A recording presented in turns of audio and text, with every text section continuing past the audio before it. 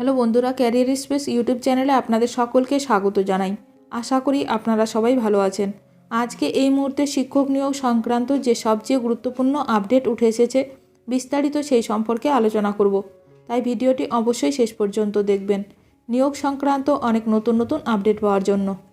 যারা চ্যানেলে নতুন তারা চ্যানেলটিকে সাবস্ক্রাইব করে পাশে থাকা বেল বাটনে প্রেস করে অল নোটিফিকেশানটিকে অন করে রাখবেন, কারণ এমন ধরনের লেটেস্ট আপডেট নিয়ে এই চ্যানেলে সবসময় ভিডিও আপলোড করা হয়ে থাকে। বকেয়া ডিএ না দেওয়ায় আদালত অবমাননার মামলা, সুপ্রিম কোর্টের দিকে তাকিয়ে সরকারি কর্মীরা। শীর্ষ আদালতের নির্দেশ অমান্য করে ডিএ বকেয়া না মেটানোয় রাজ্যের বিরুদ্ধে কন্টেম্পট কেস দায়ের করল সরকারি কর্মীদের সংগঠন। ডিএ বকেয়া ইস্যুতে ফের উত্তপ্ত রাজ্য রাজনীতি ও প্রশাসনিক মহল। সুপ্রিম কোর্টের নির্দেশ অমান্য করায় এবার কন্টেম্পট অফ কোর্ট মামলা দায়ের করলেন পশ্চিমবঙ্গের সরকারি কর্মীরা। দীর্ঘদিন ধরে চলা বকেয়া মহার্ঘ ভাতা ডিএর দাবিতে অবশেষে তারা ফের আদালতের শরণাপন্ন হয়েছেন।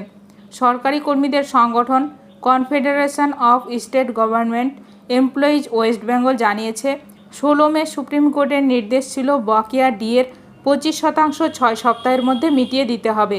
সেই সময়সীমা শেষ হয়ে গেছে 27শে জুন, কিন্তু এখনও পর্যন্ত রাজ্য সরকার কোনো অর্থ দেয়নি বলেই দাবি কর্মীদের।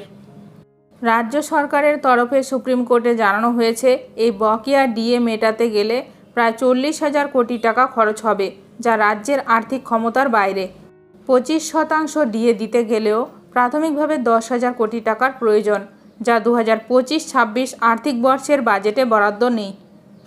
এখন দেখার বিষয় এই নিয়ে আরও কি গুরুত্বপূর্ণ খবর উঠে আসে। ভিডিওটি ভালো লাগলে অবশ্যই লাইক করবেন।